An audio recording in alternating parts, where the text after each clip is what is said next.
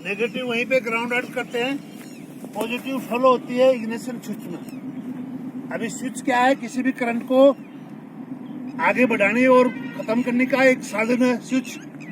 अगर आपने switch on कर दिया तो करंट आगे चला गया, स्विच ऑफ कर दिया तो बैटरी तक सीमित हो गया, है नहीं। स्विच को ऑन किया, करंट आगे बढ़ेगा एम्पेयर मीटर में। एम्पेयर मीटर क्या है, करंट के बहाव को दर्शाता है, करंट के बहाव को दर्शाता है। इसलिए जो है ना, इसके अंदर बीच में एक निडल होता है और एक तरफ माइनस होता है और एक प्लस होता है। अगर ये निडल स्विच ऑन करते ही ये निडल कहाँ जाएगा, माइनस की तरफ जाएगा। तो इसका मतलब क्या है कि जो बैटरी खर्च हो रही है वो किसकी हो रही है, बैटरी की हो रही है, ठीक है ना। और जैसे ही आपका इंजन स्टार्ट हो जाता है उसी समय ये निडल कहाँ आ जाता है, प्लस की तरफ आ जाता है। तो प्लस की तरफ आते ही आपको समझ आ जाती है कि अभी अभी करंट कहाँ का खत्म हो रहा है, जो अल्टरनेटर से जो चार्ज हो रहा है वो करंट हो रहा है, बैटरी का करंट खत्म नहीं हो रहा, खर्च नहीं हो रहा, ठीक है।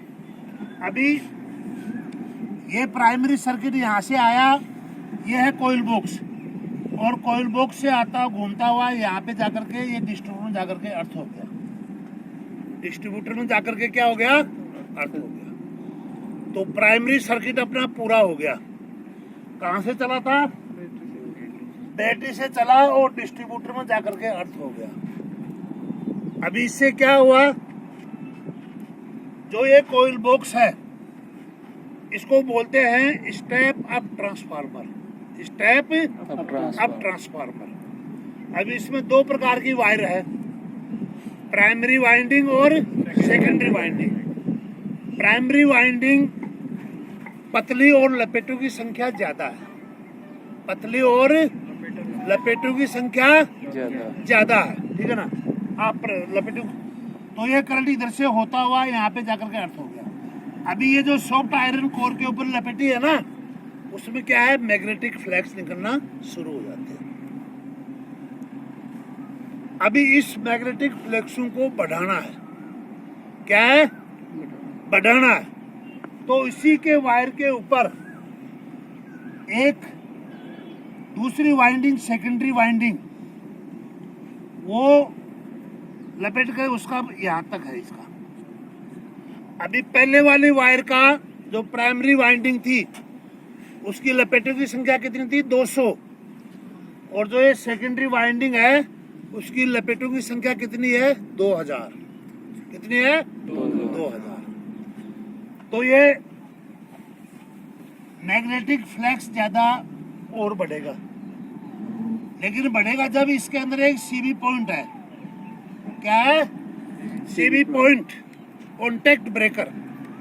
जब primary current make and break की कार्रवाई करेगा, जब भी इसके अंदर 20 गुना मैग्नेटिक फ्लैक्स निकलेंगे, 20 गुना। यही तो हाई टेंशन हाँ करंट बनाता है। हाँ हाँ वही।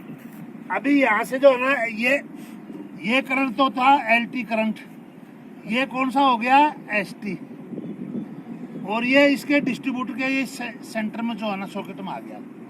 और यहाँ पे आपका जो है ना 4 सिलेंडर का इंजन है, तो ये आपका स्पार्किंग प्लग है।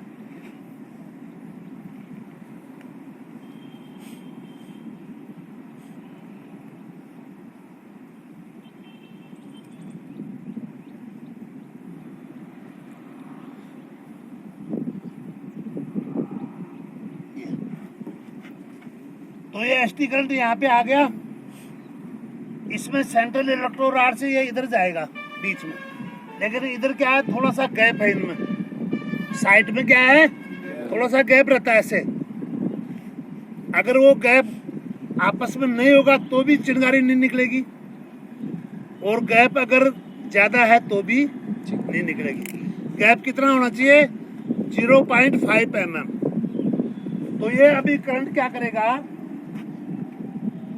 स्पार्किंग प्लग में ये करंट जंप करके और इस साइड इलेक्ट्रो राड से मिल करके अर्थ होने की कोशिश करेगा। तो कहावत है कि जब करंट जंप करता है तो चिंगारी निकलती है कि नहीं। तो यही तो चिंगारी चाहिए थी। अभी इसके आसपास क्या है, हवा और पेट्रोल का मिश्रण दबा के रखा हुआ है। तो जब चिंगारी निकलेगी तो उसमें आग लगेगी नहीं लगेगी, आग लगते ही वो मिश्रण जल जाएगा और उसका दबाव किसके ऊपर पड़ेगा? पिस्टन के ऊपर। पिस्टन जो है ना वही टीडीसी से डीडीसी का हरकत करेगा, पावर स्ट्रोक हो जाएगा, है कि नहीं? वाल कैसे रहेंगे? दोनों बंद। ये दोनों आपस में मिली होती है। ये कौन सी शाफ्ट है? इंजन की केम शाफ्ट। इसका गियर छोटा है और इसका गियर बड़ा है। इसके 50 दांत है तो इसके 100। तो आधी स्पीड में चलेगी कि नहीं चलेगी? उसके बाद में इधर से जो है ना ये एफआईपी की केम शाफ्ट है। एफआईपी की केम शाफ्ट और इसकी दूरी ज्यादा है, तो बीच में क्या है? एक गियर और लगा दिया, आइडल गियर और लगा दिया। तो आइडल गियर क्या करता है? इससे चाल करके इसको देता है। और सभी के ऊपर क्या बने होते हैं? निशान बने होते हैं। जब इसको बांधते हैं ना टाइमिंग के लिए तो आपस में निशान से निशान मिला कर नहीं बना तो इंजन स्टार्ट नहीं होगा। हाँ, अभी ये आपकी जो है ना एफआईपी की केम शाफ्ट चल जाएगी। एफआईपी की केम शाफ्ट चल, यहाँ तक समझ में आ गया? इसको ताकत कहाँ से मिली? पिस्टन से। फिर गियर आपस में मिक्स है तो यहाँ तक चाल पूछ जाएगी। अभी इसके आगे क्या होता है?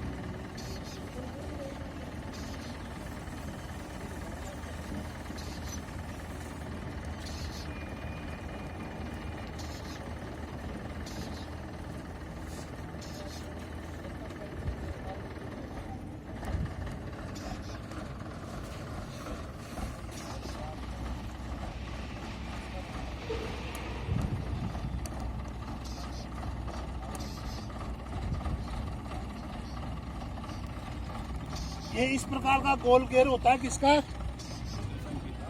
उसको फीड पंप को चलाने के लिए। ये बीच वाली आकृति तो क्या है? फीड पंप को चलाने के लिए। एक तरफ उभरा हुआ होता है, थोड़ी दूसरी तरफ बराबर होता है। जब वो उभरा हुआ हिस्सा आएगा तो इसके साथ में अगर कोई प्लंजर लगा हुआ है तो प्लंजर इधर की हरकत करेगा नहीं, ऊपर की। तो इस प्रकार हरकत करके और पंप काम करता है। ये है, इसके आगे क्या है? टेपिट है। ये टेपिट है। टेपिट के ऊपर क्या है? इस प्रकार का एक प्लंजर है। क्या है? प्लंजर, जिसके अंदर, और प्लंजर के ऊपर क्या है?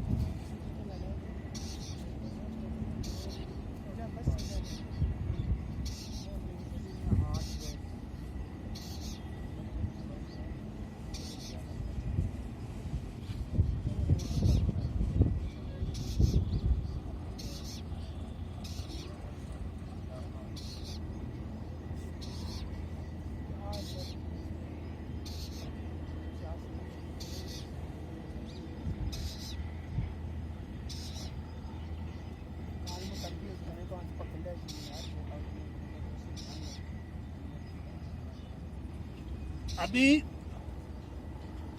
जो पहले जो फीड पंप का काम सुना था ना, यहाँ तक आ गया डीजल। इसके अंदर आकर के भर गया। इसको बोलते हैं एफआईपी की MFG main fuel gallery. Sir ये गैलरी होती है, ये किस धातु की बनी हुई रहती है? जो ये पाइपलाइन होती है, ये जो गवर्नर होता है ना, जो एफआईपी, ये एल्युमिनियम एलॉय का बना होता है। एल्युमिनियम एलॉय यानी एल्युमिनियम को टिन वगैरह मिला करके और थोड़ा सा सख्त कर देते हैं, तो मिश्रण धातु का बना होता है। अभी जब इंजन स्टार्ट होगा तो ये गियर घूमेगा ही नहीं घूमेगा? तो गियर घूमेगा तो इसकी एफआईपी की केम शाफ्ट भी घूमेगी। जब केम शाफ्ट घूमेगी तो ये केम नीचे भी जाएगा और ऊपर भी आएगा। तो जब वायदी में अगर ये घूम करके ऊपर आया तो इसके ऊपर क्या है? टेपिट है। तो टेपिट भी ऊपर उठेगा कि नहीं उठेगा? है, टेपिट उठेगा। तो टेपिट के ऊपर क्या है? ये प्लंजर है। ये प्लंजर भी ऊपर जाएगा नहीं जाएगा? और प्लंजर के ऊपर क्या है? बैरल।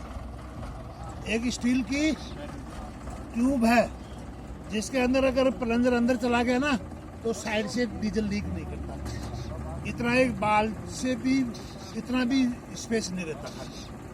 तो इसके अंदर जो डीजल भरा हुआ है उसके ऊपर किसका दबाव पड़ा? प्लंजर का। तो प्लंजर के बैरल के ऊपर क्या है, एक डिलीवरी वाल लगा हुआ है। क्या लगा हुआ है? डिलीवरी वाल। अपनी होल्डर के अंदर डिलीवरी वाल लगा हुआ है। अभी ऊपर की तो किनारी है और साइड में क्या है, थोड़ा सा कट से है। और डिलीवरी वाल के ऊपर जो है ना ये स्प्रिंग है, वो स्प्रिंग को अगर हम हाथ से दबाना चाहे तो दबेगी नहीं, लेकिन डीजल के दबाव से दब जाती है।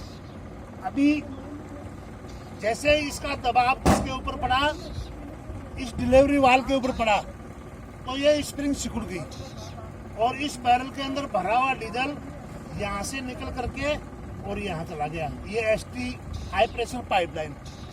अभी हाई प्रेशर पाइपलाइन में कहाँ लगा हुआ है, इंजेक्टर के साथ मिली है और इंजेक्टर में जाकर के और वो गर्म हवा के ऊपर क्या हो गया, स्प्रे हो गया।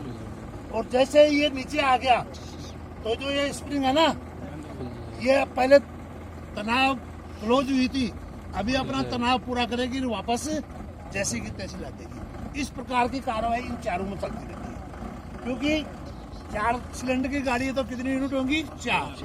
ठीक है ना। अभी इसको गाड़ी को स्टार्ट करो, चलो गाड़ी की आइडल और अगर एक्सीडेंट दे करके ज्यादा, इतना ज्यादा एक्सीडेंट देते ना, उसको क्या है, उसको मैक्सिमम स्पीड बोलते हैं। समय करंट साथ ज्यादा तक काटने के समय कम चलता है। अभी ये आपका गवर्नर है, ये क्या है, गवर्नर है। उधर से ये डीजल आया और ये देखो ये इधर से है, ये हाई प्रेशर लाइन 1 2 3 और 4 आ गई ना, चारों इंजेक्टर में आ गई, चारों इंजेक्टर में आ गई। अभी इसको अगर आप ऐसे उल्टा हाथ लगा के देखोगे ना अंदर, हाँ, तो आपको नजर आएगा कि कोई चीज स्पीड से जा रही है इसमें, सनसनाहट वाला। हाँ, प्राइवेट है, ऐसे थोड़ा सा महसूस होता है। हाँ? अभी क्या चारों में 7 घुल जाता है? नहीं, चारों में 1342 7 नहीं जाता। वो जो 1342 के हिसाब से जो है इसमें जाता है और गर्म हवा के ऊपर आपका स्प्रे हो जाता है, लेकिन स्प्रे होने के बाद में कुछ डीजल बच जाता है, कुछ डीजल बच जाता है, तो कुछ इसमें बचा, कुछ इसमें, कुछ इसमें। तो एक पाइप लगा रखे ना, जिग-जैग पाइप बोलते हैं इसको, ये सबका इकट्ठा होकर के और इस पाइप से कहाँ चला जाएगा, गवर्नर में।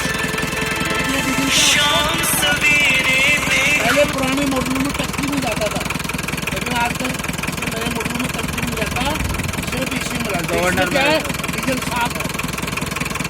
अभी इसमें तो इतना प्रेशर नहीं है, ट्रक को स्टार्ट करके कभी देखना उल्टा हाथ लगा करके, आपको क्लियर महसूस होगा कि कोई ना कोई चीज इसके अंदर से जा रही है स्पीड से। अभी ये जो FIP है, ये 2-3 प्रकार के हैं। ये जो FIP है ये रोटरी टाइप है। क्या है? रोटरी टाइप है। और एक उस ट्रक में जो FIP है वो इनलाइन है। वो क्या है? इनलाइन है। ठीक है ना, ये फर्क है। और उसके बाद में ये जो आपका क्या है, ट्यून फिल्टर,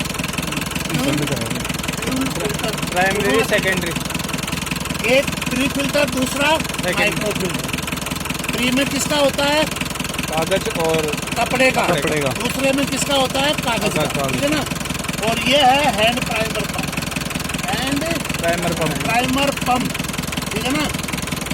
जब कभी गाड़ी आपकी एयरलॉक हो जाती है, या तो डीजल कम हो गया, खत्म हो गया, या आपकी पाइपलाइन जो है फट गई, तो हवा घुस गई ना, तो इसलिए उस हवा को निकालने के लिए क्या है, इसको जो है ना बंद करके निकाला जा सकता है। अभी इसको ये कहाँ से आ रही है? टंकी से। ये कहाँ से आ रही है? FIP। यहाँ तक तो प्रेशर नॉर्मल है, लेकिन यहाँ से प्रेशर क्या हो गया? हाई हो गया, और वो इंजेक्शन। ये है फ्यूल सप्लाई सिस्टम। अभी किसी में यहाँ पे जाना, इसमें भी एक ओवरफ्लो वाल लगा होता है। अगर ज्यादा डीजल आ गया तो ओवरफ्लो से वापस ये आपका एयर सिस्टम है, एयर फिल्टर। इधर से हवा गई, साफ हुई, फिर कहाँ टर्बो चार्जर में चलेगी, टर्बो चार्जर से इनलेट मैनिफोल्ड से जिसमें सिलेंडर का इनलेट बार खुलेगा उसी में पिस्टन अपने आप खींच लेगा, हरकत कर रहे हैं, अपनी मर्जी से नहीं जाती है, पिस्टन खींचता है हवा को, ठीक है ना। दबाओ और उसकी मदद कौन करता है? Turbo charger. ये एक्सीलेटर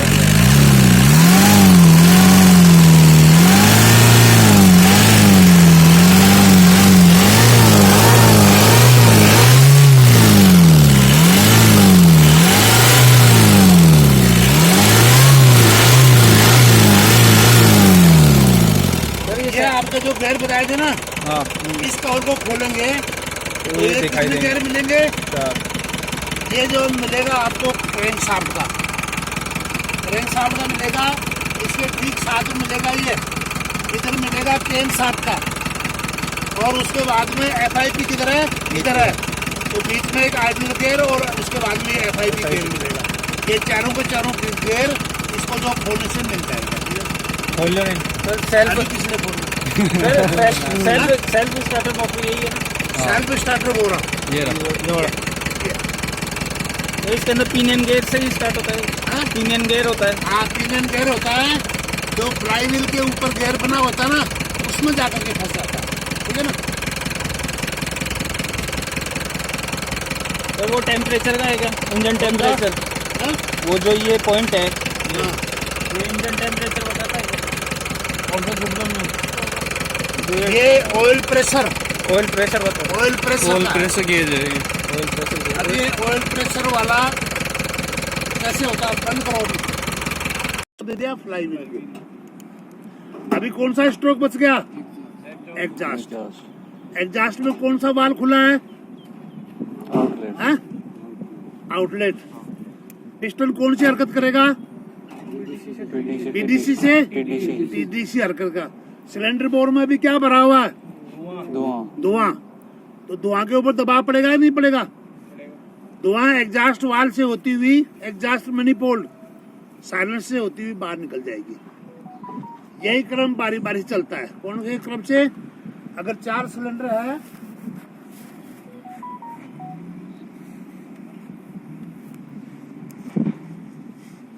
इसी क्रम से चलता रहेगा। 1342 छह सिलेंडर का, हाँ? 6 सिलेंडर वाला का 6 सिलेंडर वाला है।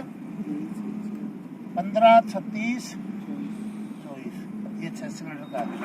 लेकिन 6 सिलेंडर का पेट्रोल इंजन होता नहीं है। सर जैसे ये अपने पिस्टन हरकत करता है, पहला नंबर का करता है, फिर हाँ। दूसरे का करता है, फिर चौथे का करता है, फिर दूसरे का करता है, इसी क्रम से चलता रहता है। हाँ, मतलब पहला पावर किसको मिलेगा? 1 को मिलेगी।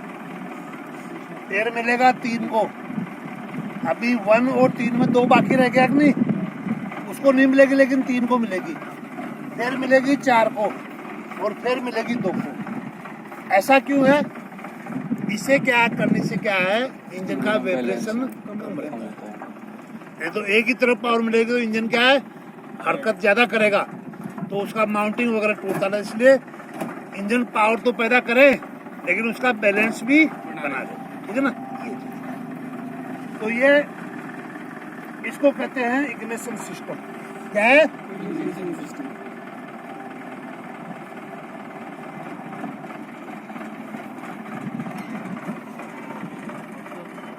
इग्निशन सिस्टम किसमें होता है?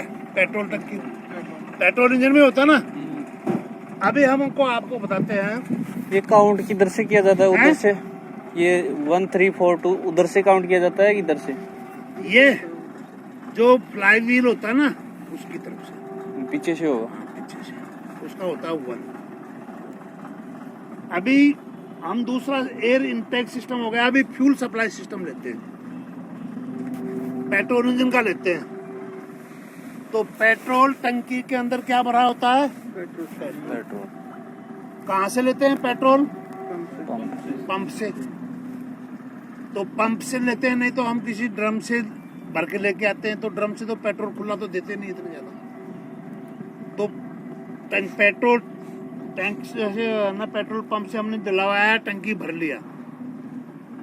अभी क्या टंकी में भरा हुआ पेट्रोल अपने आप ही आ जाता है क्या? अपने आप नहीं आता है। कोई भी दुनिया में के अंदर अगर ये चीज पड़ी हुई है ना, ये जब तक कोई फोर्स इसको हरकत नहीं कराएगी ना, जब तक ये इसी अवस्था में रहेगी, अपने आप ये नहीं आएगी, दबाव है कि नहीं? दबाव की वजह से बिगर दबाव के बिगर कोई मूवमेंट नहीं करता इस दुनिया के अंदर कोई भी चीज। तो इसलिए पेट्रोल गाड़ी के अंदर क्या होता है, एक एसी पंप होता है। क्या होता है? AC pump. AC pump. उसको चाल कहाँ से मिलती है? इंजन की केम शाफ्ट से। इंजन की केम साहब। केम शाफ्ट से। केम शाफ्ट को चाल कहाँ से मिलती है? हाँ बताइए। अरे केम शाफ्ट से चाल किसको मिलती है? कहाँ से मिलती है केम शाफ्ट को चाल? क्रैंक शाफ्ट से। केम साहब। क्रैंक और क्रैंक शाफ्ट को चाल कहाँ से मिलती है? पिस्टन से। पिस्टन। और पिस्टन को कहाँ से मिली? हवा और पेट्रोल के जर्नी से जो दबाव बना, वो दबाव पहले तो कौन सी थी? रासायनिक ऊर्जा थी वो, और अभी किस में कन्वर्ट होगी? मैकेनिकल। तो चाल का समझ गए? तो वो एसी पंप के अंदर एक डायफ्राम है। क्या है? डायफ्राम। एक रबड़ का सा चमड़े का सा वाशर है। वो जो चमड़े का वाशर जो है ना, अपने चैम्बर के अंदर ये इस प्रकार हरकत करता है, ऐसे ऐसे। जब ये ऐसे ऐसे हरकत करता है तो उसके ऊपर दो चकवाल लगे हुए हैं। क्या लगे हुए हैं? दो चकवाल। चकवाल यानी जो दबाव से खुलने वाले। जब वो ऊपर से नीचे की हरकत करता है तो उस पंप बॉडी के अंदर क्या बनता है? एक डिप्रेशन बनता है, और उस डिप्रेशन के दबाव से इनलेट चकवाल खुल जाता है। इनलेट चकवाल खुल जाता है, और वो दबाव डिप्रेशन कहाँ पड़ेगा? पाइपलाइन के थ्रू टंकी में पड़ेगा। अभी टंकी में क्या भरा हुआ है? पेट्रोल। तो पेट्रोल आएगा कि नहीं आएगा? खींच करके आकर के उस डायफ्राम के ऊपर जो पेट्रोल चैम्बर है उसमें भर जाएगा। अभी फिर जो है ना, पहले नीचे गया था ना डायफ्राम, फिर जो है ना उसके नीचे स्प्रिंग है। वो स्प्रिंग पहले सिकुड़ा था, और उसका दबाव हटते जो है ना, स्प्रिंग अपना तनाव पूरेगा, वो डायफ्राम को ऊपर लेके आएगी। तो उस चैम्बर में भरे हुए पेट्रोल के ऊपर क्या पड़ेगा? दबाव पड़ेगा। तो कौन सा वाल खुलेगा? आउटलेट चकवाल। पहले इनलेट खुला था, आउटलेट चकवाल खुला था। आउटलेट चकवाल से पेट्रोल एसी पंप से कहाँ चला गया? कार्बोरेटर में चला गया। कार्बोरेटर में चला गया। तो कार्बोरेटर में जाते ही, जब कार्बोरेटर से कहाँ जाएगा? फिर हवा के साथ मिलकर के कंबशन चैम्बर में चला जाएगा। यह है पेट्रोल का रास्ता। कभी कभी कार्बोरेटर के अंदर जो फ्लो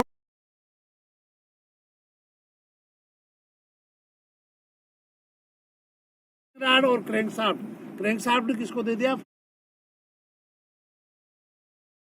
खाली दिखावटी हरकत करता रहेगा उधर ही। पेट्रोल एसी पंप से कहाँ चला गया? कार्बोरेटर में चला गया। कार्बोरेटर में चला गया। तो कार्बोरेटर में जाते ही, जब कार्बोरेटर से कहाँ जाएगा? फिर हवा के साथ मिलकर के कंबशन चैम्बर में चला जाएगा। यह है पेट्रोल का रास्ता। कभी कभी कार्बोरेटर के अंदर जो फ्लोर चैम्बर है उसका लेवल पूरा है। लेवल पूरा है तो कौन सा वाल खुला रहेगा? बंद रहेगा? निडिल वाल। निडिल वाल क्या रहता है? बंद रहता है। तो पेट्रोल नहीं जा सकता ना। उस समय डायफ्राम क्या करता है? एसी पंप क्या करता है? न तो पेट्रोल को खींचेगा और न ही धकेलेगा, न आगे भेजेगा, सिर्फ खाली दिखावटी हरकत करता रहेगा उधर ही। उसकी स्प्रिंग के ऊपर ही वो चाल पूरी होती रहेगी। चाल कहाँ से आ रही है? केम शाफ्ट से। इंजन की केम शाफ्ट से।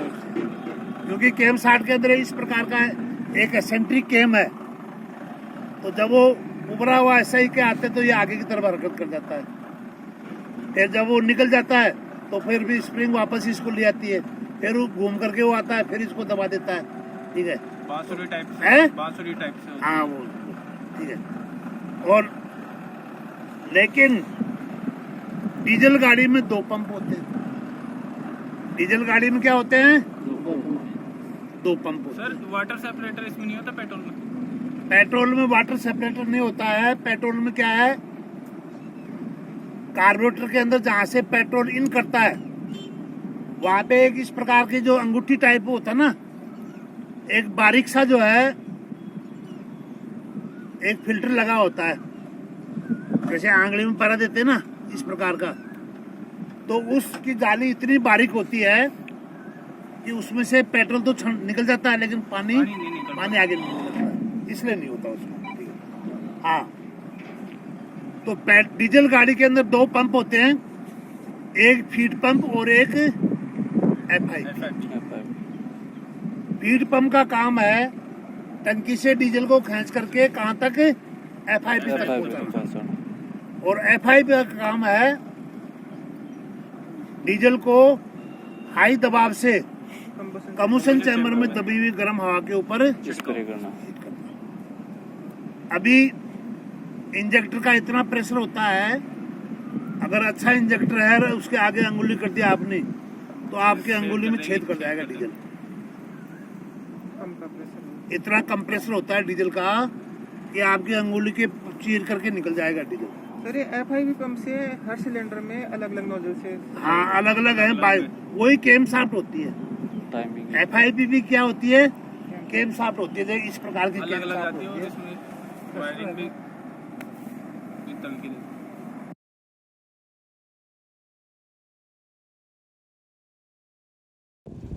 वाटर पंप का जो एम्पेलर है वो पीतल का बना होता है, उसमें भी नहीं, लेकिन बॉडी किसकी होती है, लोहे की। वाटर तो बॉडी जंग वहां से शुरू होती है। उसके बाद में वाटर पंप उसके ऊपर दबाव डालता है, वाटर बॉडी इसकी मदद से एम्पेलर पंप की मदद से।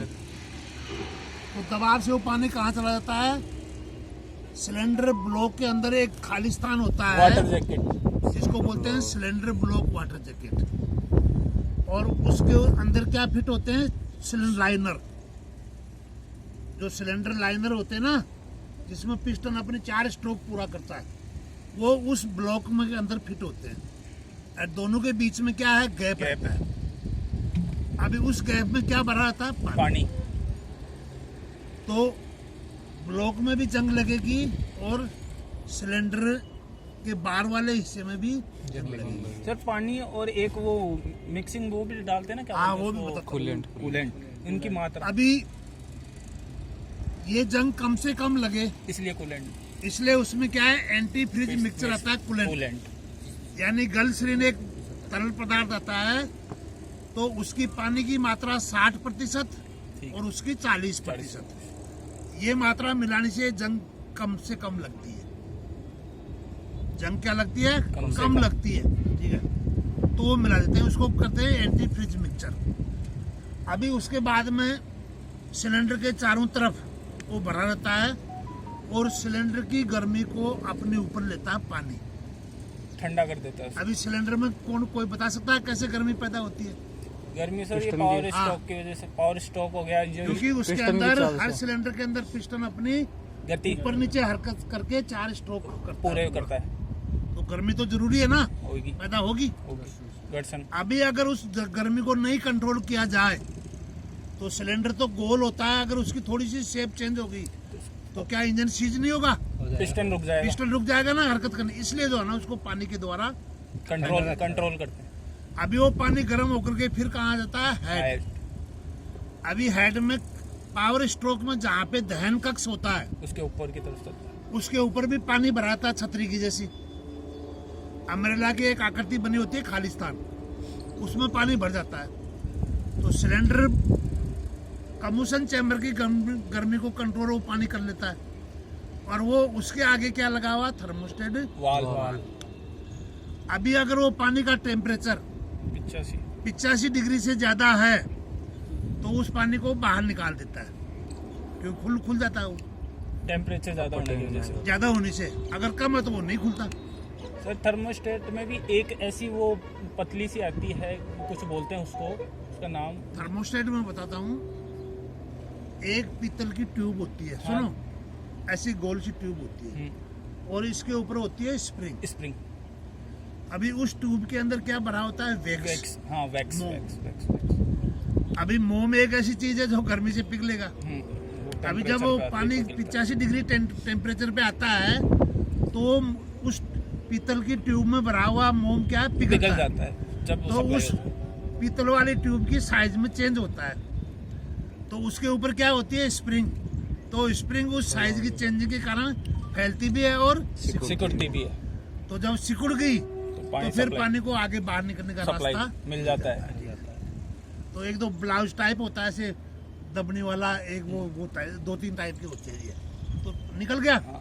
और जैसे पे ठंडा हो जाएगा वो वैक्स फिर जम जाएगा जो है ना, वो होती है। फिर रेडिएटर, अभी वो पानी कहाँ जाता है? रेडिएटर में। अभी रेडिएटर में आते ही गर्म पानी है, वो नीचे जाएगा, तो नीचे जाएगा तो बाहर क्या, उसके अंदर क्या लगा हुआ है? फैन और जो कि हवा को ठंडी खींच रहा है, और हवा को चीरने के लिए क्या बनी होती है? फिन्स बनी होती है।